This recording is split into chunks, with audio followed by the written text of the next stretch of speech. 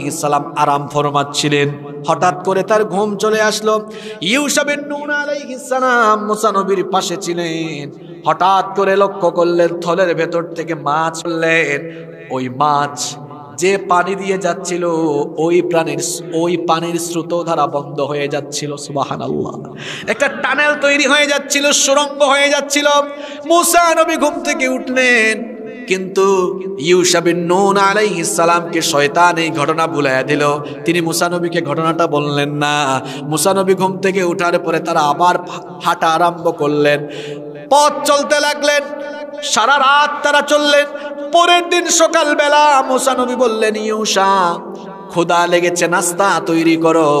দুজনে নাস্তা করলেন। নাস্তা করার পরে ইউসা বিন নুন আলাইহিস সালামের মনে হলো গতকালের ঘটনা। তিনি বললেন, নবী মুসা, আপনাকে তো একটা ঘটনা বলতে আমি ভুলে গিয়েছি, শয়তান আমাকে ভুলিয়ে দিয়েছে। তিনি বললেন, কি ঘটনা? তিনি বললেন, গতকাল যেই পাথরের উপর মাথা দিয়ে আপনি ঘুমিয়েছিলেন, আপনি ঘুমন্ত থাকা অবস্থায় থলের থেকে মাছ বের হয়ে গিয়েছে। মুসা নবী বললেন, কি বলো? এটা তুমি আমাকে আগে কেন জানালে না? কারণ আমাদের ডেস্টিনেশন ছিল সেই জায়গা যেখানে থলে থেকে মাছ বের হয়ে যাবে। তিনি বললেন, দেরি করে ফেলেছো, চলো আবার পেছন ফিরে যাই। পেছন যেতে যেতে যেতে যেতে ওই জায়গায় গেলেন। ওই জায়গায় গিয়ে দেখলেন একজন লোক চাদর আবৃত অবস্থায় শুয়ে আছেন। মুসা নবী গিয়ে সালাম দিলেন। তিনি জবাব দিলেন, জিজ্ঞেস করলেন, আপনি কে? মুসা নবী বললেন, আনা মুসা, আমি হচ্ছি মুসা।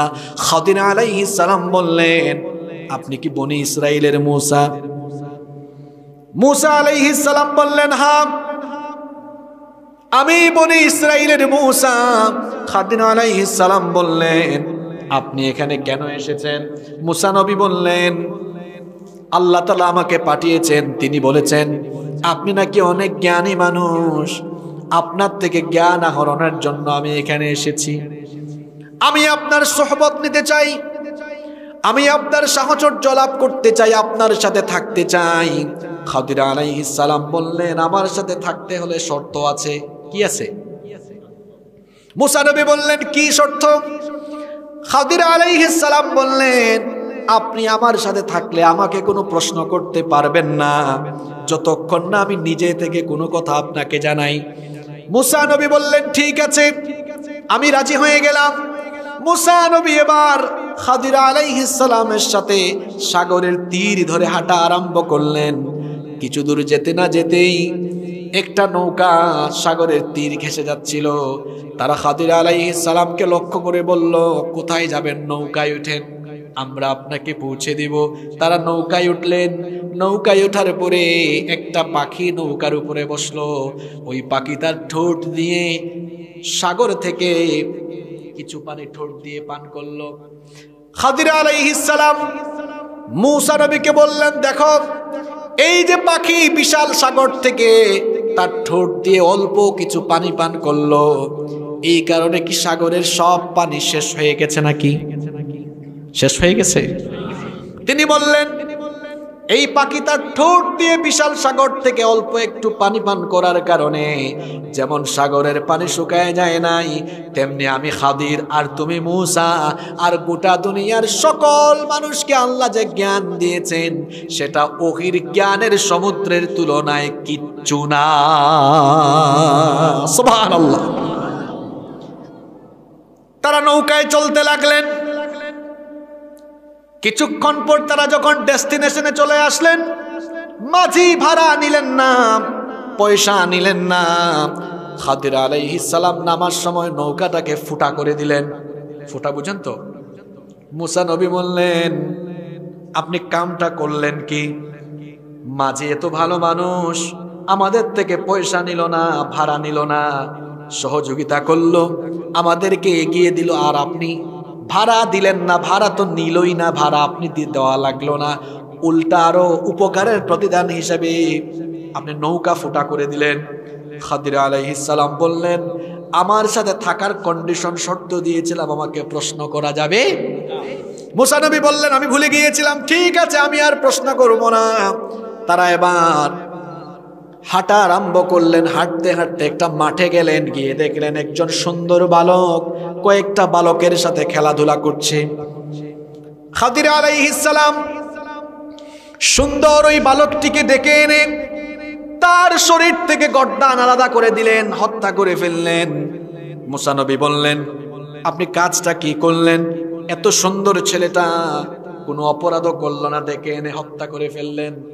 খাদির আলাইহিস সালাম বললেন, আপনি কিন্তু ওয়াদা ঠিক রাখেন না, বলেছিলাম আমাকে কোনো প্রশ্ন করা যাবে। তিনি বললেন, ঠিক আছে, আর এই ভুল হবে না, আমি আমার ওয়াদা রাখবো। যেতে যেতে যেতে যেতে হাঁটতে হাঁটতে পেটের মধ্যে ক্ষুধা লাগলো। এক এলাকা দিয়ে যাচ্ছেন, ওই এলাকার মানুষের কাছে তারা কিছু খাবার চাইলেন। এলাকার কোনো মানুষ তাদেরকে খাবার দিল না। ওই এলাকা থেকে বের হওয়ার সময় খাদির আলাইহিস সালাম লক্ষ্য করলেন সেই এলাকায় একটা দেয়াল, একটা প্রাচীর পড়ে যাওয়ার মতো অবস্থা হয়েছে। প্রাচীর বুঝেন তো, দেওয়াল। তিনি গিয়ে ওই দেওয়ালটা সোজা করে দিলেন। মুসা নবী বললেন, আপনার কাম তো আমি বুঝি না, আগামাথা কিচ্ছু বুঝি না। এই গ্রামের একজন মানুষ আমাদেরকে খাবার দিল না, মেহমানদারি করলো না, কিন্তু এই গ্রামে আপনি একটা ভালো কাজ করে বসলেন, পড়ে যাওয়া একটা প্রাচীরকে আপনি সোজা করে দিলেন। খাদির আলাইহিস সালাম বললেন, আপনার সাথে আমার সম্পর্ক কাট।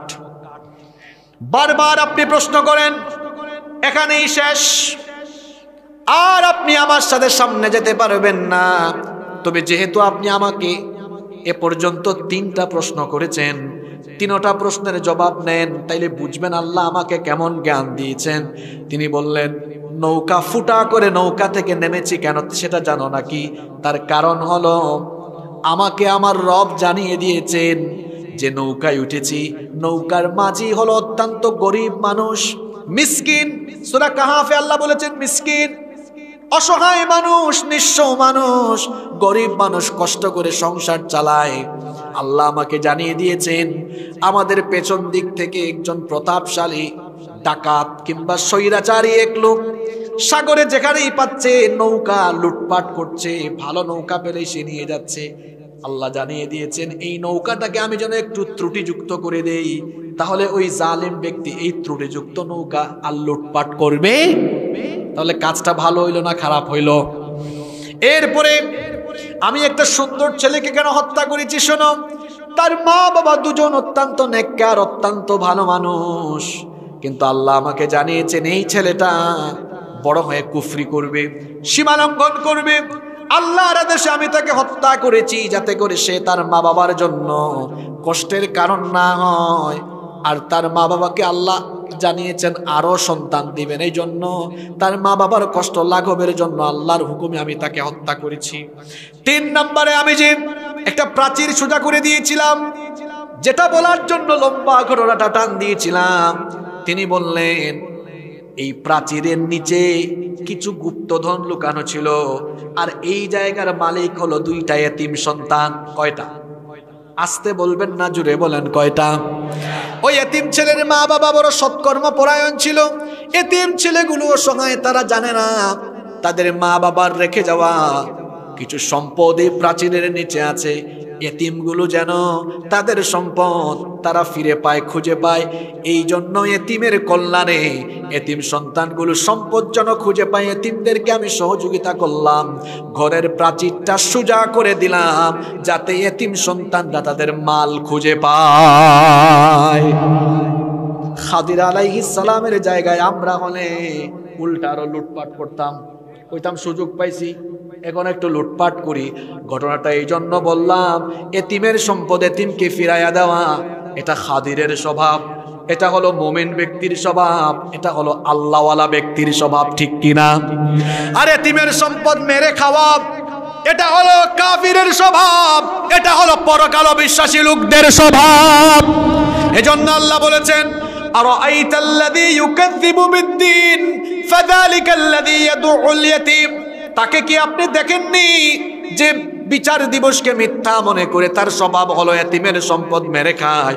নবীজি বলেছেন সাবধান, এতিমের সাথে রূঢ় আচরণ করো না, দুর্ব্যবহার করো না, কারণ আমি নিজেই এতিম। এতিমের প্রতি রূঢ়তা দেখায়ও না, এতিমকে সম্মান করো। ভালোবাসো, স্নেহ করো। নবীজি বলেছেন আনা ওয়া কাফিলুল ইয়াতীমি ফিল জান্নাতি হাকাযা ওয়া দাম্মাস সাব্বাবাতি ওয়াল মুসনা।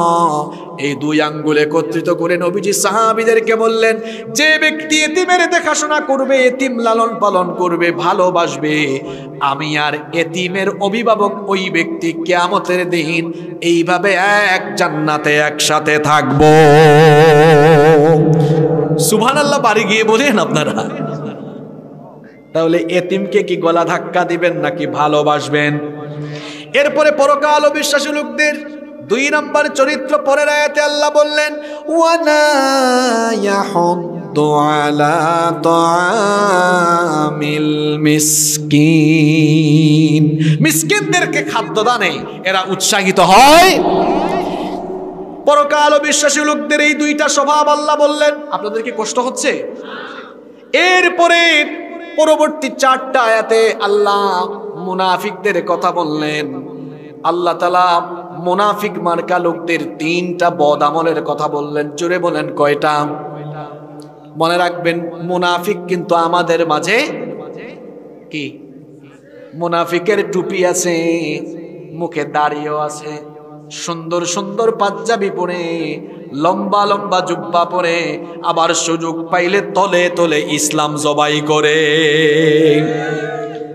মুনাফিকের কপালে লেখা নাই আমি মুনাফিক এই এলাকা, পিঠের মধ্যে সাইনবোর্ড নাই যে আমি টাঙ্গাইলের সেরা মুনাফিক, লেখা আছে